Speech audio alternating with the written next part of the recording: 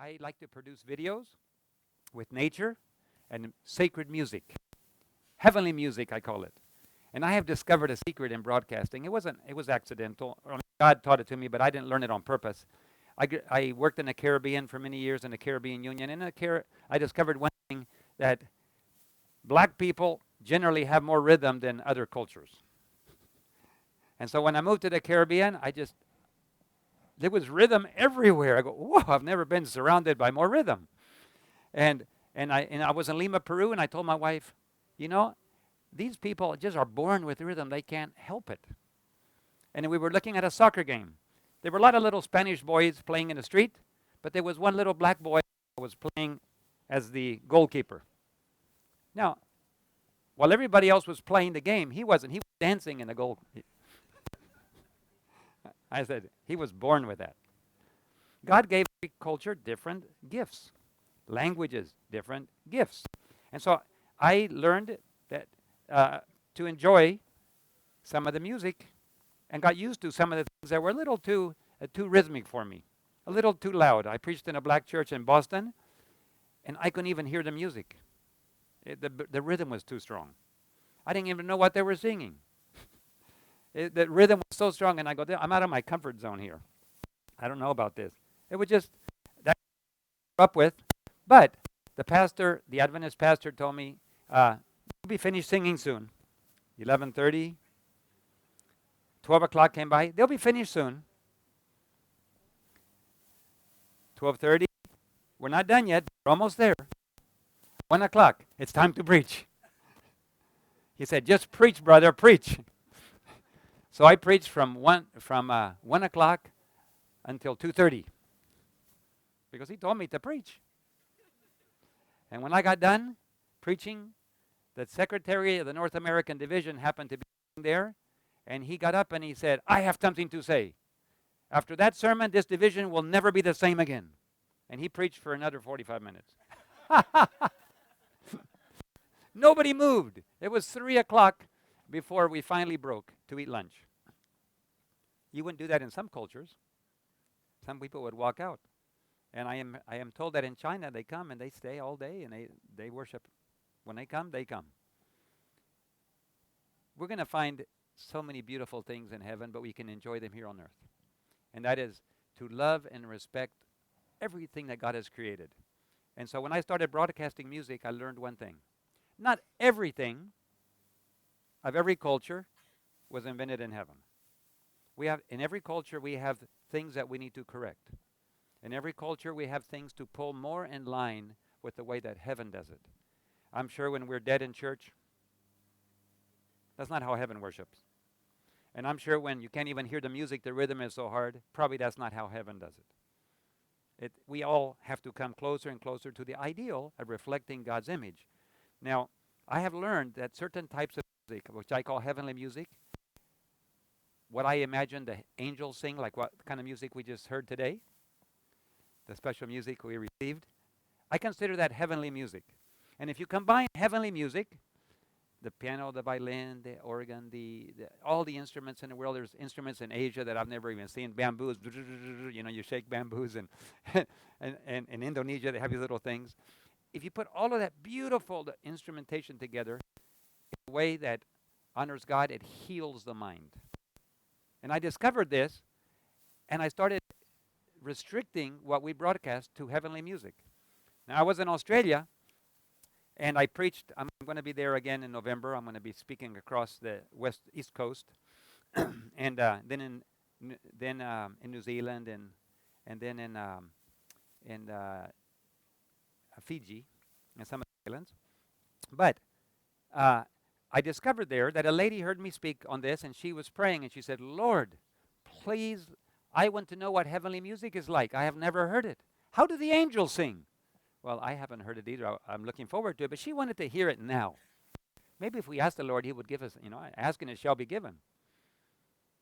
So she prayed for this for several weeks, and one day she was hanging her clothes outside, and suddenly there was this absolutely heavenly music coming in from inside her house. The TV wasn't on. She didn't leave the radio on. So she went back into the house to see what was happening.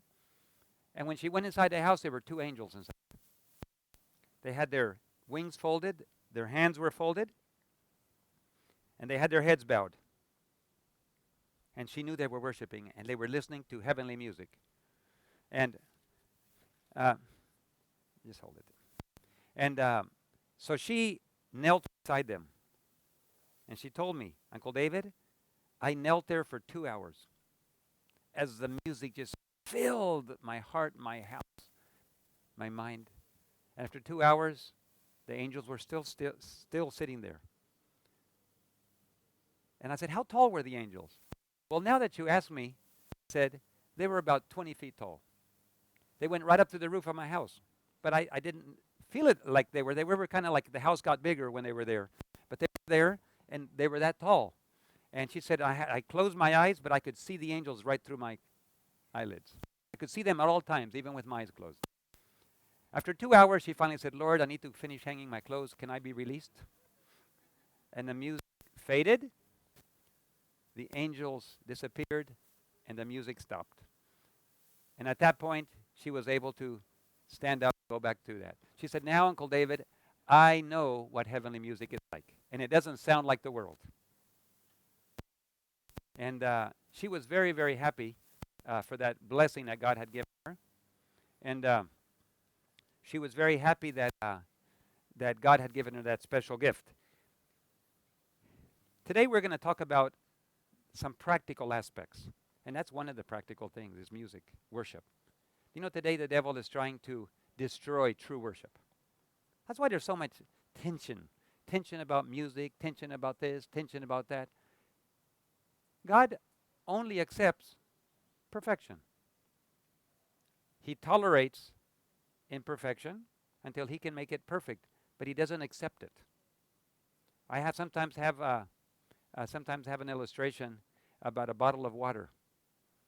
And I say, we on earth would like perfection too. For example, there's a bottle of water that says 100% spring water. In Romania, I was taken to a place where there's a fountain of water, and all the water is mineral water that just comes out. And it's just like drinking mineral water. And I'm sure others of the world have different types of waters that come out. Anyway, we look at it and it's 100% pure. And all of us, if we were dying of thirst, would be delighted to drink beautiful, clear, pure water. But if you take and drop 1 drop of strychnine, only 1 drop, now it's 99.99% pure. It becomes incompatible. None of us want it. Deadly poison. Even 1 drop is something unacceptable. Okay, so we take the poison out. Now we have 100% pure water, and I spit in the water. Now who wants to drink it? Nobody wants to drink it. Why are we so picky? Because we want pure water. What do you think God is? Infinitely high above us. Will he accept impure, polluted worship? No. But we are so defective that he will take what we have to offer, our best that we have to offer. And even then it's not very good. However, he will not accept purposeful disobedience. And we need to strive continually to ask God, what is your way? What do you want? And try to always walk in his way. And no matter what we do, it will be defective. When I preach, it's a defective sermon. When you sing or you say something, it's a defective. You give your testimony, it's a defective testimony. But it's what you have. And by the word of your mouth, you will be judged. And by the word of your testimony, you will be saved. Because you are giving what you have, and Jesus will accept it. But we must always strive for the ideal. We must always say to ourselves, no, it's okay. God will accept. No, God does not accept imperfection. He only accepts perfect. But when we Jesus Christ, his perfect character, we were talking about righteousness this morning, his character is put in our stead. My wife and I were working in Trinidad and Tobago. I was teaching at the university. And I went on a trip. I worked for the union at the end of the university. And so I was gone, and my wife said, before you leave, please remember to pay the tax for the car. And put the little sticker in the window so I don't have problems while you're gone. And I forgot. So she was driving her car, and she got stopped. And the policeman was kind enough to forgive her. and said, please get it taken care of. But before I got back, she got stopped again. The same policeman. This time there was no forgiveness. Immediately she got a ticket. As soon as I got home, she was standing there waving the ticket. See what I got? Because you forgot to pay. And I got that little ticket out. Look, it says I can pay in 2 weeks. There's a date right there. Well, you better not forget. No, I'll pay it. Almost 2 weeks were up. Don't forget to pay your ticket. I said, I'll go pay it today. I better not. I'll pass the date. So I went over to the courthouse, and I said, I'm here to pay the ticket. But this has been 2 weeks. Well, it says here, it has a date. No, sir, read the fine print. It says if you don't pay within 3 days, you go to court on that date. So there's no way to pay. No, sir. Your wife needs to come to court. I had to go back home and say, sorry, honey. Sweetie pie is what I call her. I'm sorry, but you have to go to court. Because you didn't pay it? Yes. I've never been to court.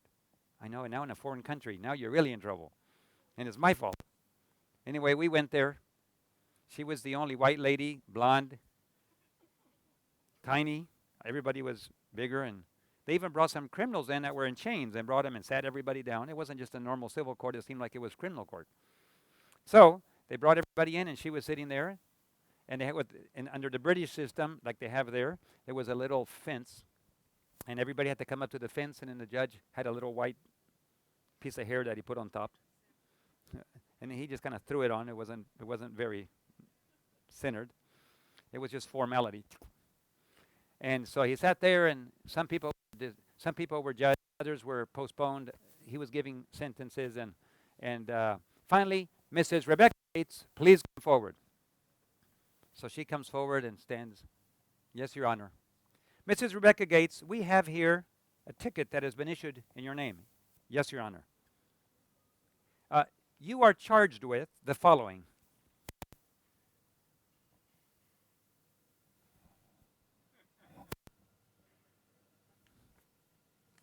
He handed it to the policeman. Can you read that? I don't know what it says.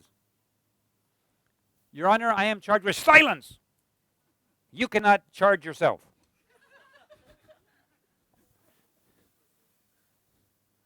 After looking around, looking for the policeman who wrote the ticket, he wasn't there that day. Mrs. Gates, we cannot read this ticket. We don't know what you're charged with. And you're not allowed to say anything. So therefore, we dismiss the case. You can go home. She said, Your Honor, where do I pay the ticket? You don't pay anything, ma'am. You are free of all charges. Go home. And at that moment, I understood much more clearly what happens in a heavenly court. Satan accuses God's people. He accuses the brethren as well as he accuses God too. But God looks at the charges and he says, I can't read it. It is covered with Christ's blood. If it is covered. Otherwise, if it's not covered by Christ's blood, you are charged with what you're charged, your sins. But if you accept Jesus Christ, his blood covers it, and it's impossible to read because it's already been paid for. And I understood much better to be guilty and yet completely forgiven and not charged with anything. That's the practical side of how God works. But then he says to you and I, go thou and do likewise. Share the good news with somebody else. And that's what we were talking about in Sabbath school. And today we're going to talk about Matthew 25. This is a very practical. By the way, my sermons are usually not great theological discussions because God has given me the ministry of mission work by faith. He's given me the gift of faith. Everybody has a gift of faith, by the way. Everybody has a measure of faith. You just have to develop it like your muscles. If you lift it every day and exercise your faith will get bigger. But you're born with faith, you're given faith, and it's up to you to exercise it. So the gift that God has given me is to launch out into the deep and just trust God. And I have a lot of experiences which show how faithful God is and keeping his promises. What I did not expect, what I did not think would happen, was that some people would be threatened by that. I thought it's great news. Anybody can go work. You can trust God. He will take care of you. There is no limit to what God will do for those that surrender to him. You can go out there filled with the Holy Spirit. You don't have to have a high education. You take your talents and skills. If you can develop those talents and skills, even better. But you take what God has given you, go out to use them. And guess what? It works. And it's successful. Yes, you cry a lot. Yes, you suffer. There's birth pains. But the project is born and it grows, and people are touched with God's love. They accept his love. They come and develop personal relationships with him. They become workers for him too. I thought this is good news. But I did not realize how threatening that is to some people. Because some people would want to tell you, yes, you can go, and no, you can't go. I wasn't aware of that. But the control of other people is a big problem we're having among God's people. If you start reading in the spirit of prophecy, if you start even reading in the Bible about the disciples, they wanted to control. And Jesus said, no, if they're not against us, they're with us. Leave them alone. Jesus gave people freedom to follow him. And we are to give people freedom today and to encourage. When somebody comes to me, Uncle David, what should I do? I said, I'm not going to tell you what to do. Only God can do that. I'm going to share some principles with you so that you can evaluate what God wants you to do. And those principles I learned through many years will help you to determine God's will for your life. But it's not for me to tell you what to do, because then you lean on what I'm telling you, and I could make a mistake, but God will never make a mistake. So my job is to share principles. And today we're going to learn from Matthew 25 a few principles. Matthew 25 has 3 parables. And by the way, they're related. We take them as separate parables, but one leads into the other, which leads into the other. Okay? Nothing that Jesus did was an accident. And so we have 3 parables. The first one, Matthew 25, then the kingdom of heaven shall be likened unto 10 virgins which took their lamps and went forth to meet the bridegroom. 5 of them were wise and 5 were foolish. And they that were foolish took their lamps and took no oil with them, but they that were wise took oil in their vessels with their lamps. And while the bridegroom tarried, they all slumbered and slept. I always believed that we're talking about the entire church. But I've come to the conclusion that it doesn't represent the entire church. It represents the majority. Because look what follows. While they're slumbering and sleeping, verse 6, and at midnight there was a cry made, behold, the bridegroom cometh, let us go forth to meet him. Somebody had to give the midnight cry. And they weren't sleeping. They were awake. Somebody remained awake. So when the bridegroom gave evidence that he was coming, immediately they went out and told the others who were sleeping, wake up, the bridegroom is coming, let us go forth to meet him. The problem is, when it is very evident that Jesus is coming, it's evident. There is no way to get around it. The evidence is there. We are living, and the evidence is clear and building that Jesus' coming is very soon. Matthew 24, 32 and 33 says of the fig tree, when you see the leaves come, you know summer is nice. Likewise, when you see all these things, you know that it is near, even at the door. We can know right now that Jesus' coming is very, very near. In fact, 1 Thessalonians 5, verses 1 through 4, tells you that he will come as a thief in the night. But verse 4 says, but ye, brethren, are not of darkness, that that day should overtake you as a thief. In other words, only those that are in darkness will be surprised. God's children are not to be surprised by the second coming. But if you're sleeping, you can't even see what is happening. And today, the majority of the church is sleeping. Today, the majority are thinking everything is normal. And we're right at the verge of eternity. We are ready to step across the border into eternity. But once it becomes evident that Jesus is coming, the sad part of this parable is that there's no time to get oil in your lamps. You have to have oil in your lamps before the cry goes out. Once you hear, Jesus is coming, let us go forth to meet him, you can no longer get ready. That happens now. So you can see how tempting it is to sleep at the very moment when you should be getting oil. So, part of the church was ready, part was not. We're told by the Spirit of prophecy that in Ellen G. White's time, when she wrote it, the words, that not even 1 in 20 was ready. How would it be today? Today, we have more worldliness in the church even than 115 years ago. Today, we have television, videos, movies. We have clothing, food. We have worship styles. We actually aggressively pursue worldly methods to do worship in many places. And so the food, the lifestyles, the clothing, the worship, how we read our Bible, how we stand up for truth, how we do missionary work. Today we got a much bigger problem than we did 120 years ago. So if we were to ask ourselves, how many are ready? I'm afraid the numbers would be even worse than 1 in 20. But the good news is, even if only 1 in 100 is ready, that's all God needs to finish the work. God doesn't need a large group of people. There's a famous anthropologist by the name of Margaret Mead. If you ever studied sociology or psychology, which most of us have at some point, you would have come across the name of Margaret Mead. And she said something interesting. She said,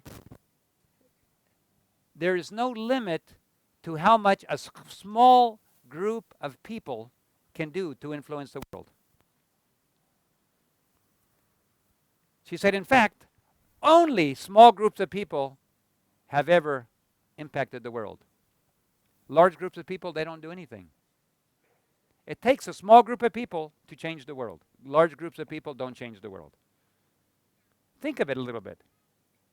There is no limit to the usefulness of one who, by putting self aside, makes room for the working of the Holy Spirit upon his heart and lives a life wholly consecrated to God. There's no limit. When you place yourself in God's hands, one person can change the world. 12 people changed the world. Jesus came and turned everything upside down. He came right into the enemy territory, took the heat, and declared war on the enemy, and he won the war. Lamb wins. And it's through his blood that the rest of the world is able to conquer, and through his power and the Holy Spirit. So we have a sleeping church, but not everybody sleeps. And the dangerous part about sleeping is, at the very moment that you need to be working for God and putting oil in your lamp, developing a trust relationship with God, the very moment is now, before the final crisis. If you are waiting for the final crisis in order to say, then I will get ready, please know it is too late. That the final crisis happens only as a final exam. You cannot study for the final exam the day of the exam. The studying has to be done before.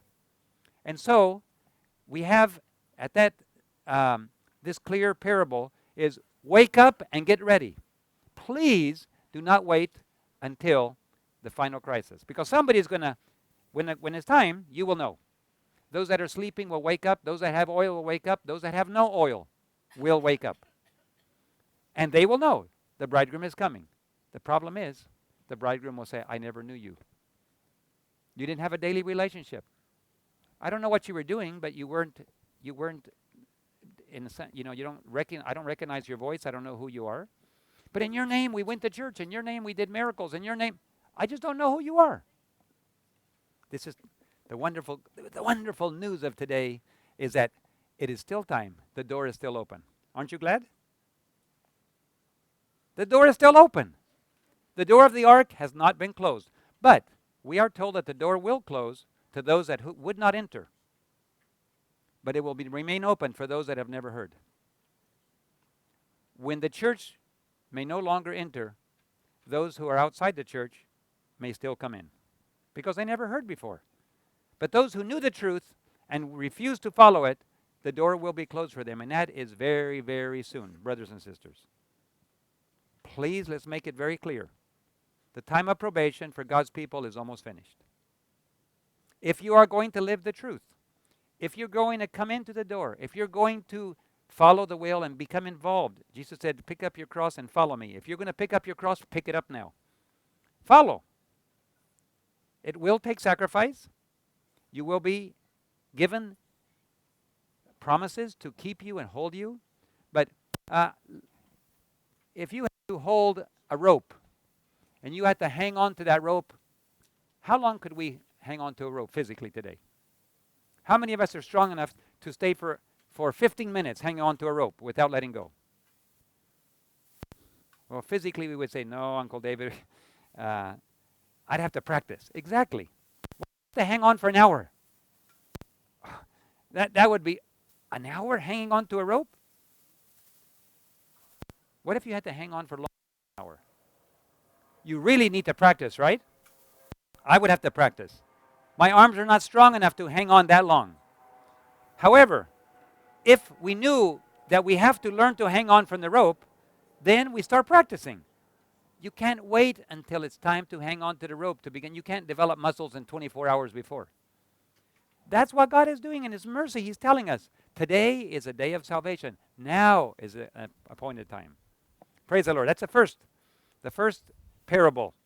The first parable is to awaken us to the fact that we have to get oil in our lamps. Now, not later. Not through compromise, through obedience. The second parable is about a man who traveled into a far country. Verse 14. For the kingdom of heaven is as a man traveling into a far country, who called his own servants and delivered them his goods.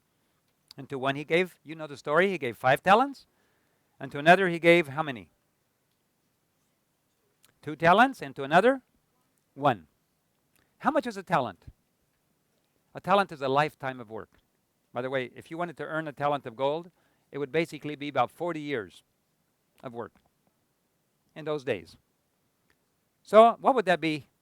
In Germany it would be one thing, in Kenya would be another amount, in Bolivia it would be a different amount, but it's a lifetime of work. We're all given one lifetime. That's all we have is one lifetime. All of us only have one lifetime. So whatever the talents are, it's a lifetime of service for God. That's what you're given. But to some, he gave 5 talents. Some people leverage their influence and do more than one lifetime of work. Some people have that. Some people have talents, skills, speaking, resources, opportunities.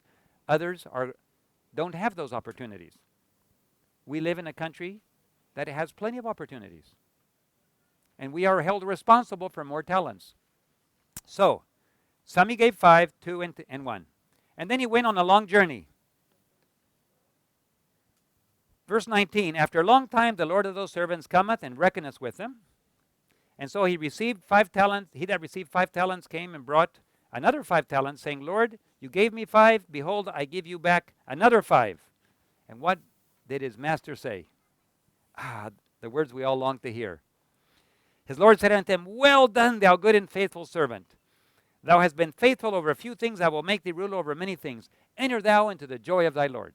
Now let's break this down a little bit. How does that apply to us today? We all have a master, and he will hold us accountable. There are people in the world today that wish they didn't have anybody to be accountable for. They believe there is no God.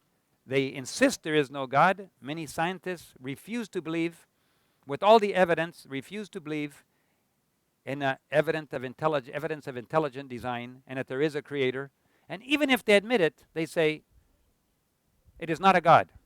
I mean, you really cannot deny intelligent design today. There is just too much evidence. The DNA requires a very complex programming code just to be able to reproduce itself. Is a big machine that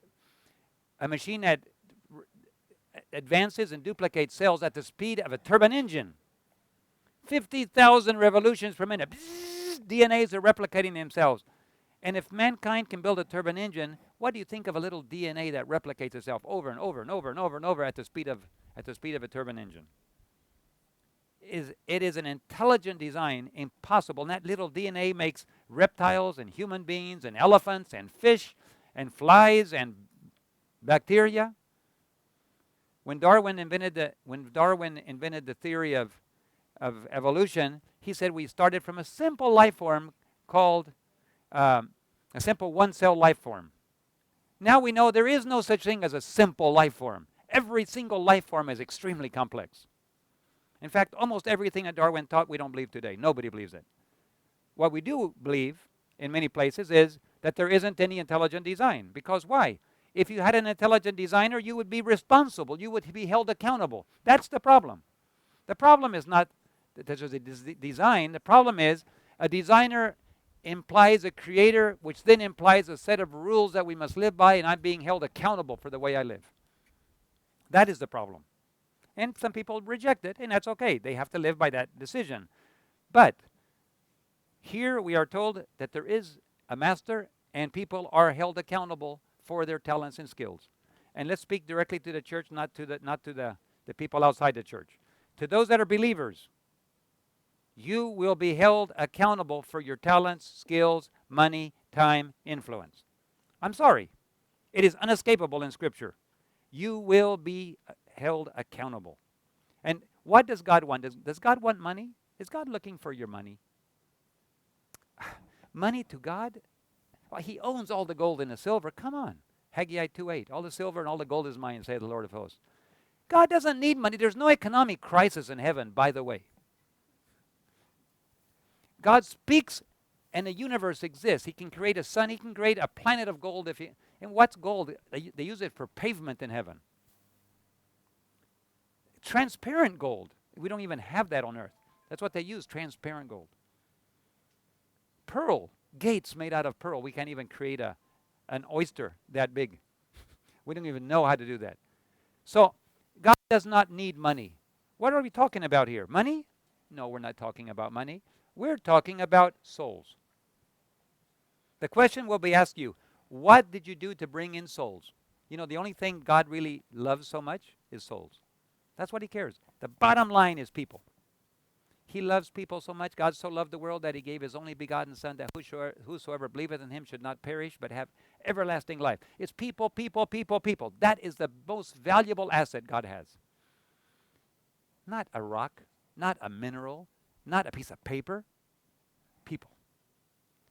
That's what he wants. He wants to replicate his character, and he wants to save as many as possible from his prison house of death.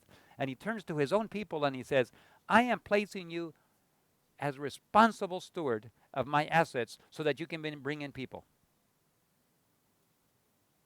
And the first one doubled the amount and was welcomed as being faithful with joy by his master. The second one also did the same thing, 2 talents. He brought in 2 more. Well done, thou good and faithful servant. Enter thou into the joy of thy Lord. The third one that received 1 talent. Verse 24, then he that which received 1 talent came and said to the Lord, I knew that you were a hard man, reaping where thou hast not sown, and gathering where you have not strawed. And I was afraid, and I went and hid my talent in the earth. There, you can have what is yours. And he gave him back 100%. He didn't steal it. Sometimes we think that because we give account in world, it's called GAAS in English, Generally Accepted Accounting Standards. That's what public accountants work by. Generally accepted accounting standards. What does that mean? That means every penny must be accounted for. That's not what God uses. God does not use generally acceptable accounting standards. God judges us not by what we have, but what we could have done with it. It goes further than GAAS. It is generally accepted opportunity standards. Have you had opportunity? Do you have opportunity freedom in this land? Do you have resources? Well, you say, I have a little bit. Everybody has some. Do you have influence? Yes. Do you have time? Oh, well, I'm so busy, I don't have time. No, don't tell me how busy you are. Everybody has time. You have time to do what you want to do. Everybody has time to do what they want to do. Not everybody. There's exceptions where people, maybe a mother with 5 children has very little time and no husband. Her time is reduced compared to some other people. But even she has time to use her influence to raise her children for Christ. So we all have time, influence, talents, skills, some money, freedom. And you are to take whatever God has given you, be it 1 talent or be it 5 talents, and you are to use it to reach other people for God. That's the bottom line to the judgment. But you say, how do I do that? Before we get to how we do it, the next parable will tell us how to do that. He finishes by saying, verse 26 of Matthew 25, verse 26. His Lord answered and said unto him, Thou wicked and slothful servant, you knew that I reap where I now sow not, and I gather where I have not strawed. You at least ought to have put the money to the exchangers where I could have gotten interest, at least with interest. Take therefore the talent from him and give it to him that has 10. For every one that has shall be given, and he shall have abundance. But for him that hath not shall be taken away even that which he has. And cast ye this unprofitable servant into outer darkness, where there will be weeping and gnashing of teeth. There's a day coming when there will be a lot of church members that will be cast into outer darkness. Why? They were unprofitable servants. It's very simple. No, but I was an elder in the church. I was a pastor. I was an administrator. It doesn't matter. The question is, how many souls did you bring to the feet of Christ? It doesn't matter what position, how much money you piled up in a savings account, or how well financially you were.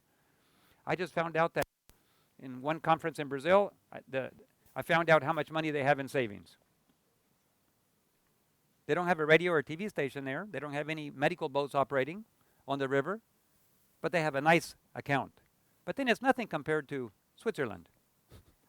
And it's nothing compared to the U.S. And it's nothing compared to Germany. We're more accountable than they are. Countries that have resources, they're accountable their accountability is much greater than those who don't have resources. And you know what? I would dare say that in Kenya, their resources are not the same as ours. Would you agree with me? The Kenyans are listening. But they have time and resources and influence just like we do. They will be held accountable according to what you have received. And there are a lot of church members that will be cast out into outer darkness. If not 1 in 20, 100 years ago, maybe 1 in 100 will be ready today. I don't know. Only God knows. He's the judge. But one thing we have to do is we have to worry about our salvation. You can't trust your salvation to somebody else. That's why we have these clear teachings from the Bible. God will hold you accountable, and how will he hold you accountable? You have to have oil in your lamp. How do you get oil in your lamp? How do you get prepared? You do that by managing resources. And how should I manage my resources? What should I do with my money and my time? There we have the third parable. Let's look at that third parable. It's not complicated. It's not, we call it rocket science. You don't have to be a nuclear physicist to be able to figure out how to do that. It's very simple. And here it is.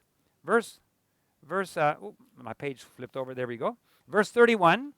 When the Son of Man shall come in his glory, and all the holy angels with him, he shall sit upon his throne of his glory, and before him shall be gathered all the nations. Does that include Seventh-day Adventists? Does that include Baptists?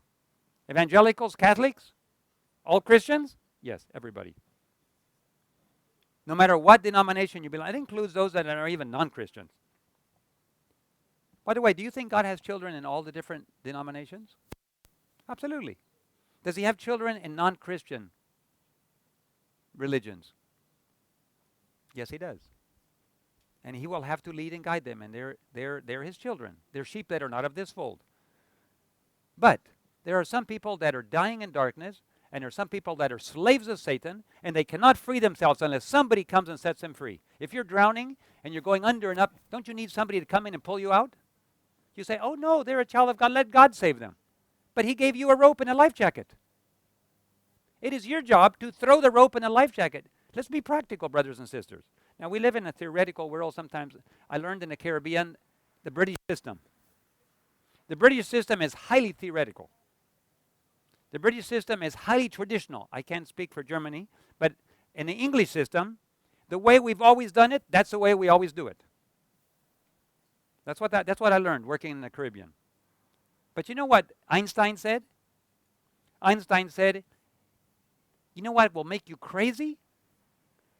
doing things the way you've always done it, but expecting different results. No. If you want different results, you have to stop doing what you've always done. You have to do it differently.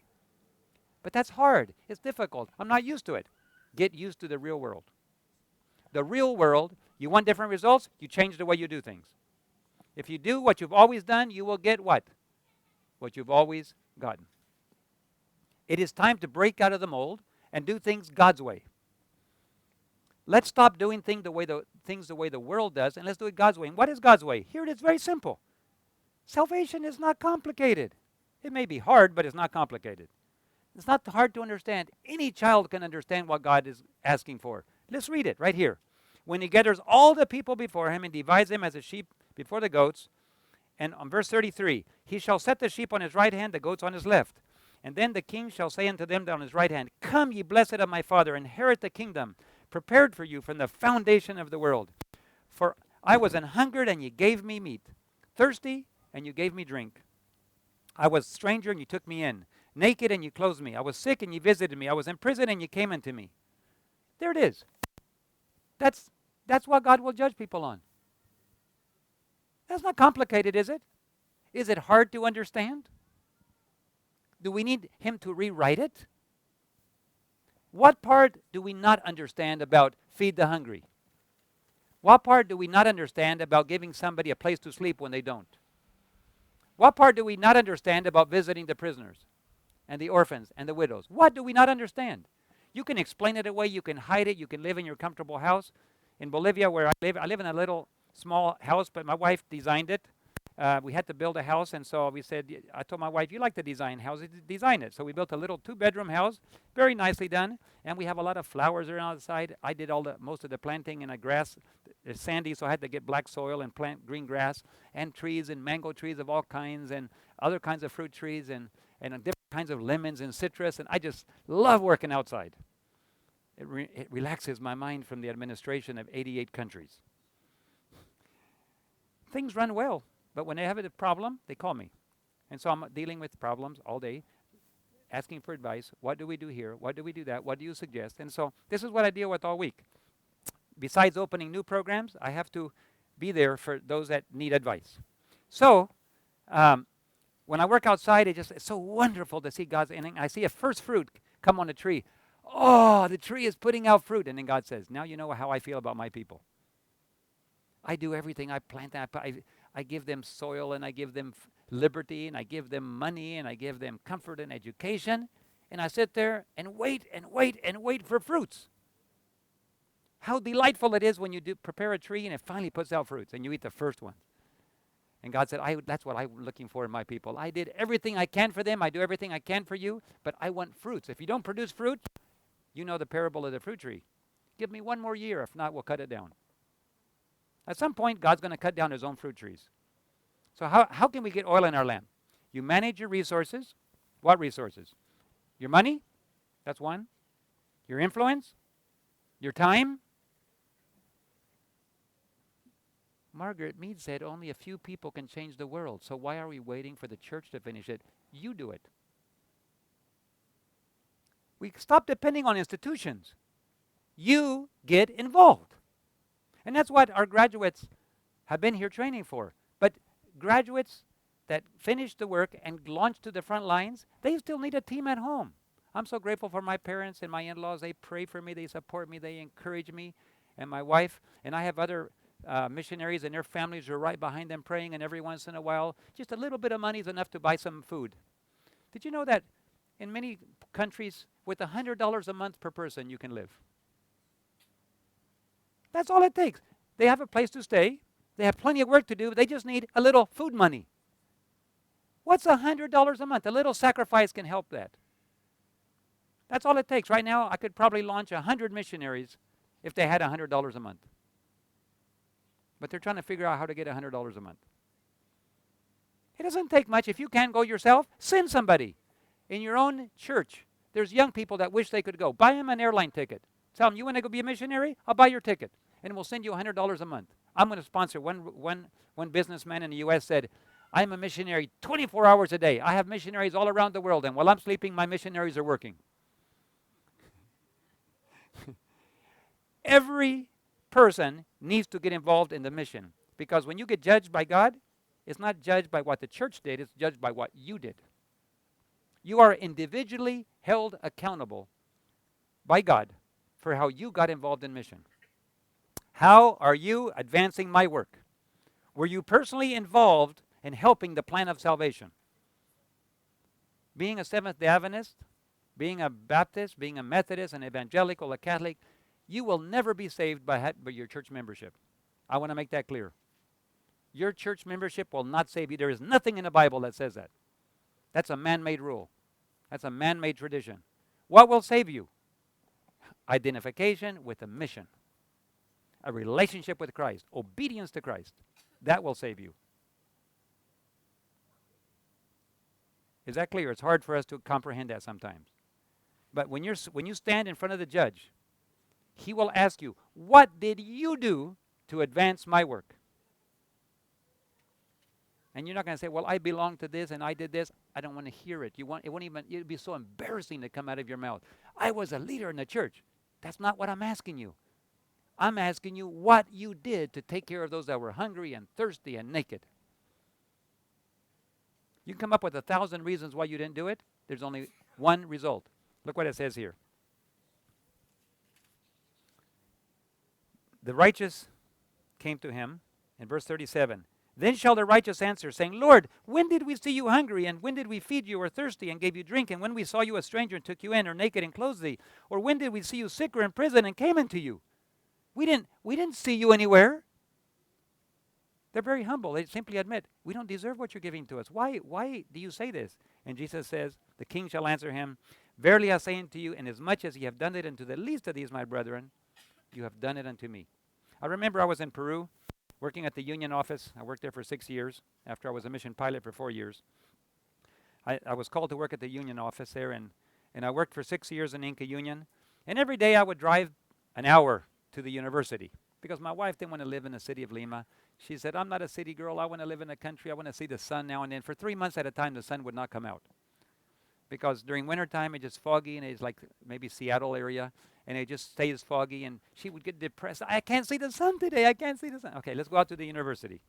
An hour and a half out of town, toward the mountains, you could see the sun almost every day. Okay, so we went out to live at the university, but that meant I had to drive an hour a day through the heavy traffic of Peru. And I did. I did it for 6 years. And one of the places I used to go through, there was a little boy in the street, like there is on every little street, and he would wash windows. And I would let him wash my window, and I asked him his name, and he said, I got to know them. I like to ask people their names. Did you know that street people hardly ever anybody asks them their name? Did you know that they're kind of invisible? Do you know that street people are treated like invisible? And so I always ask them their name. I always do. What is your name? He said, my name is Cesar. Big name for a little boy. Cesar, which is a common name. And also Jesus is a common name. We don't have anybody that I know in America that's called Jesus except Angel. I'm sorry, Jesus and Angel, angel is another common name in Spanish. And so Cesar, little tiny boy. And so I would share my lunch with him, and I would share my things with him. Every once in a while, a little bit of money. And the years went by. And one day Cesar was crying, and I asked him why he was crying. And he said, my friend disappeared. I don't know where he is. So I said, I'm sorry, Cesar. I don't know how to help you. But I'll pray for you. And I'll pray for your friend that he'll come back. One day Cesar said, my friend came back. Really? Yeah, unfortunately, he came back. He said he had no corneas.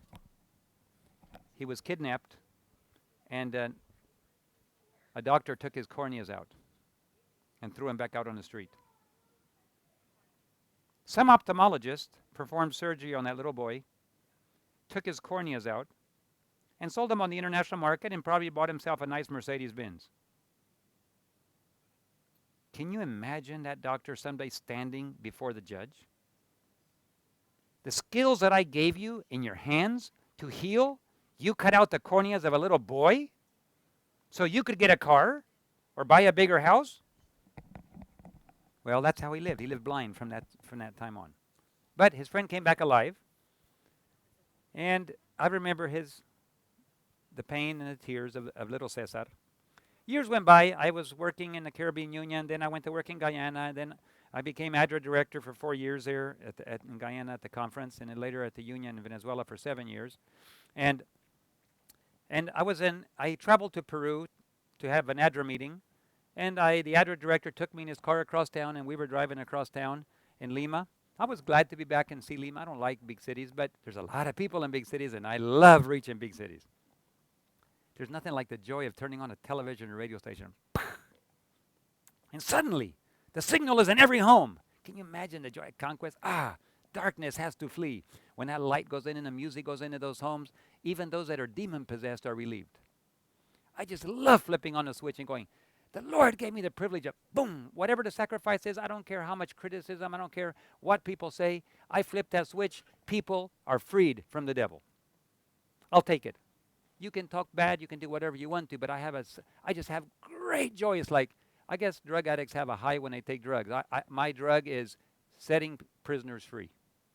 I just walk on air for days and months. Right now I'm walking on air because I just came from Brazil, and when I got to Brazil, somebody offered me a small radio station, and there's no radio station. Church has no radio or TV stations in Manaus, and they offered it to me, and I said, I don't know what it's going to cost. I don't know. It's maybe too expensive, but they told me $50,000, and it's been on the air, and I drove around town. I could hear it clearly everywhere around town, and there's 2 million people that live there. 50,000. Lord, I don't have 50, but you know what?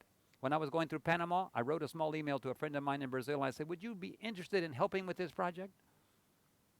Because he'd given us some tractors, and so I thought maybe they could, and maybe help with a down payment or something. He wrote back and said, the amount that you're buying it for is exactly the amount we set aside for a special offering. I'll pay for the whole thing. I'm still walking on air. As soon as I get back to Brazil in a few weeks, we're going to flip the switch, and there's going to be a different signal on the air. I mean, that is conquering a city. When the message of love and truth goes into every home. So I was driving across Lima, and I was looking at this city and said, Lord, there's 12 million people here. I want this city. Wherever you put the sole of your foot, that have I given it unto you. God told Joshua. And so whenever I get off in Turkey, in Istanbul, look at my foot. When I get off in Bulgaria, every country I go to, as soon as I get off the airplane, I make a formal procedure of, I claim it for the King of Kings. And you know what? That's what I do all around the world, and the Lord has never turned me down. He might tell me, wait, the timing is coming, but never, never has he denied my request. So it depends on you if you want it or not. Why are people dying in hunger? I was in Italy speaking in a Southern conference, and the son of one of the, I'm going to tell you about Lima, Peru in a minute, but I keep deviating to bring you back to the point. The son of one of the conference leaders came to me, and he said, Uncle David, you talk about a God of love, but I have a problem believing in a God of love. You see, in Africa, there are 2,000 children dying every day of hunger. How can there be a God of love who allows that to happen? And I said, let me just turn the tables on you, young man. God wanted to do something about it, and so he put it into your heart to care for those children. Did you or did you not? No? Then it's your fault. Don't blame God. You refused to go and do anything about it. God would have blessed you. He would have given you resources. You could have fed those children, but you didn't go, and don't you dare blame God. He humbled himself. I said, now get up and get down to Africa and start feeding those children, and you'll watch the God of love will bless you and give you resources. You see, sometimes we blame God for things that are right in our hands because God delegated to his managers the responsibility of finishing the work. And God is asking us to go into all the world and preach the gospel and take care of the sick and feed the hungry. And do we do it? No, we don't do it. And then we blame God. Don't you dare blame God for something that is your fault. Get out of your seat and do something. And if you can't do it, send somebody. Either do it or send somebody. But become involved. So I was in Lima, and I was driving along the street, and we stopped at a red light, and there was a man with one leg there and his crutches, and he wanted to wash the windows. And it's my habit, like I said, to ask them what their name is. So I just turned to him and I said, Sir, what is your name? He stopped and he said, Mr. David, is that you? You know me? Mr. David, I am Cesar. I said, but you're missing a leg. He said, it's rough living on the street. I lost my leg, a car ran over me. We drove on. I just greeted him. But I will never forget, and I'm praying for an opportunity. I want to see Cesar once again. Lord, if you will just give me the chance, it is time for me to, if he's still alive, I want to give him a hug and I want to become involved in his daily life. Not just greet him. But that's what it's all about. It's very simple. The bottom line is, if you are involved in the mission of healing people, you will have oil in your lamp. You will have been using your resources correctly. God's church is not a theoretical church. It is not a sit in a bench church. It is not a I belong to a denomination church.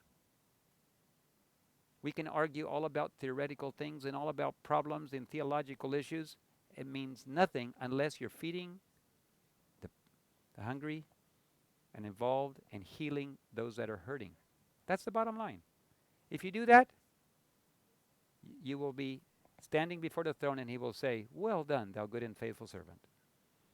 You didn't understand something very well about this theology. You didn't understand that very well, but everything that you did understand, you obeyed.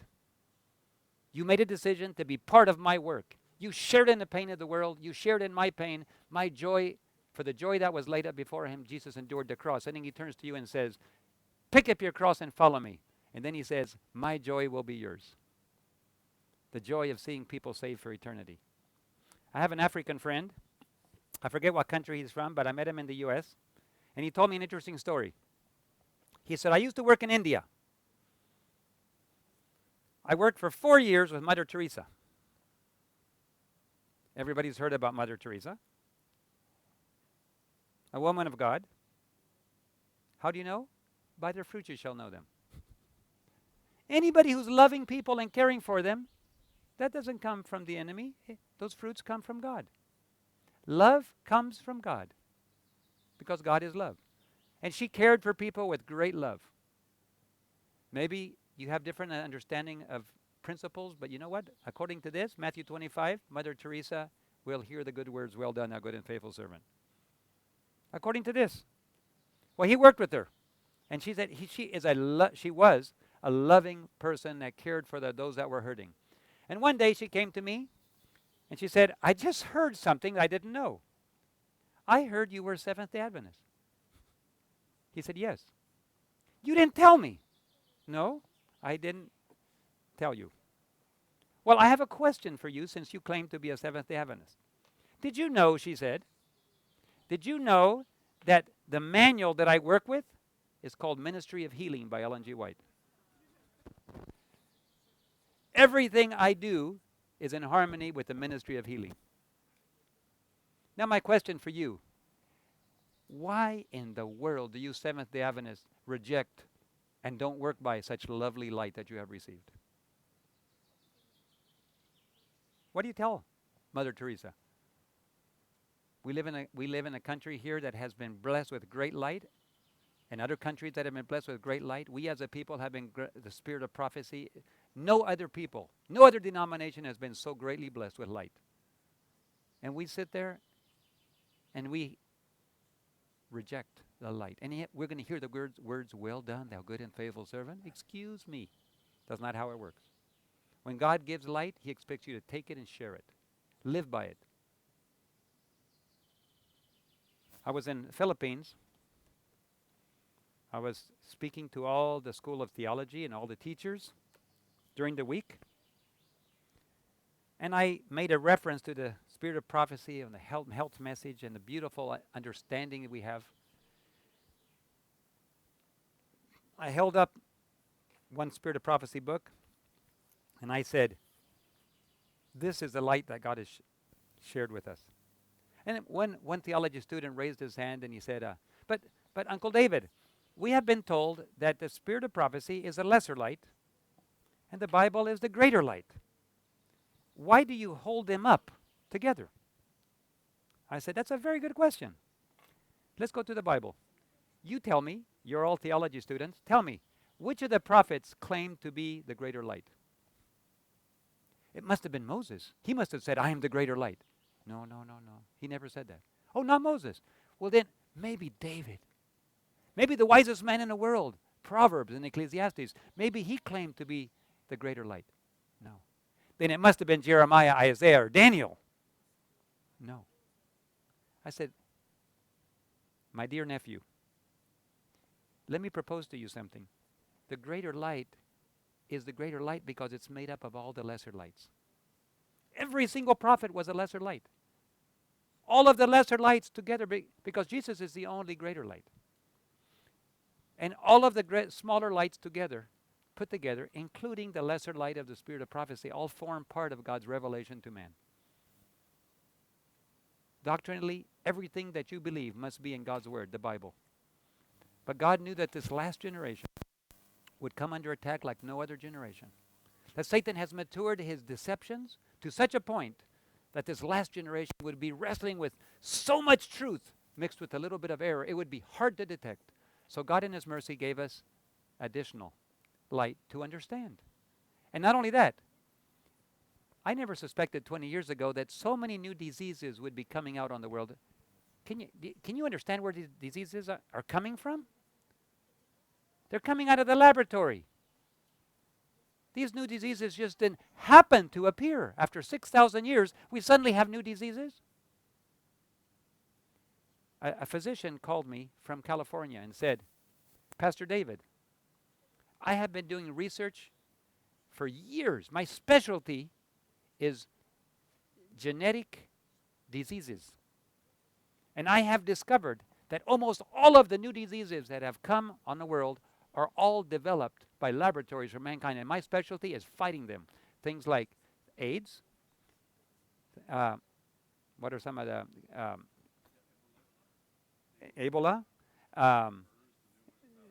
Alzheimer's. Things like this that have come out. They weren't there years ago. They are new diseases because they were developed and invented. And my job is to counter-engineer them. Those are engineered diseases. And I am a specialist in counter-engineering engineered diseases. Now, God knew that Satan was going to develop and try to wipe out humanity during this last generation. Even good foods are genetically modified to the point that even normal vegetarian foods are now, some of them, becoming unhealthy. Can you imagine the devilish engineering that goes on to do that? Guess what? God in his mercy developed in nature all of the solutions for all of diseases before they even happened. Every time they discover a new disease, God reveals that already in nature, certain plants already have the cure. We serve a God of love. Nothing catches God by surprise. So before the disease exists, the cure already exists. And it's found in nature. And we reject the health message. Some places, they don't even want to talk about the health message. They consider it to be extremist. Well, then in that case, go to the New Agers. They're talking about health. The world is interested in health today. And what are we doing? We're going away from health. We are so stubborn, stiff. We're just like Israel of old, exactly the same way. We get light given to us as a gift, and we reject it. And the world is looking for it. They want answers. We have answers. So, brothers and sisters, God in his love has given us his revealed word. He's given us the spirit of prophecy. The same angel that spoke to Daniel spoke to Ellen G. White. The same Jesus that spoke to John the Baptist talked to Ellen G. White. And God gave us a message. It's not her message. It's God's message. And if you want to be a warrior for God and you want to work for him, start using your skills and talents to care for other people. Get off your seat and get involved in mission. If you do that, all of these arguments and all of these little technical things will lose their importance, and you will spend most of your time figuring out how to get food to those that are hungry. Now that's a way to spend your time. It's called social gospel. The gospel is not theoretical. It actually solves issues. It's a beautiful message of love that God has given to the world, and he wants you to be part of it. Jesus spent more time healing than preaching. We should spend more time healing than preaching. I would encourage you, therefore, especially to our graduates, I would encourage you, therefore, to spend your time healing There's plenty of time to preach later. Heal. The people who you heal will come to you and say, what else do you have? And you will say, would you like to know the God I love? Please tell me about him. After what he did for me through you, I want to also know him too. It automatically opens all the doors. 100% of all the villages that were closed, listen to this, in my experience, there are villages that are closed to Christianity. There are villages that are closed to certain denominations. There are villages that are closed to outside influences. But 100% of every village that we target with health work opens the doors to the gospel. That's my experience. The question is, do you want to go? Do you want to be part? Are you willing to be made willing? If you are, launch into the deep, and the promises will carry you straight through, and you will have oil in your lamp. And someday, the words, I can't wait till Jesus comes. Not yet. Lord Jesus, don't come yet. There's still too many people to reach. But one day soon, it will be over. And when Jesus comes, the first thing I'm going to do is look at his face. And I'm expecting a big smile. And I want a big hug. Well done, thou good and faithful servant. Enter thou into the joy of thy Lord. And I'm going to say, well done, Lord. I didn't do it. You did it. Yes, but you said yes. You said yes, and I worked through you to do that. Joshua chapter 1. It said, and Moses, a servant of the Lord, died. And God spake unto Joshua, Moses' servant, Moses' minister. Now, Joshua was not considered a servant of the Lord as he was working with Moses. Moses was a servant of the Lord. But if you look at the last chapter of Joshua, and it says, and Joshua died, the servant of the Lord. If I were to die, there's no greater title that I would love on my tomb. David Gates, servant of the Lord. That's what I want. And you don't do that in 1 month. You don't do that in a year. You do that in a lifetime. You want to be a servant of the Lord? Join him in his mission. The main thing is to keep the main thing the main thing. Don't get caught up on secondary things. The main thing is to keep the main thing the main thing. And the main thing is the mission. And what is the mission? Caring for dying people. May God bless you. Thank you very much.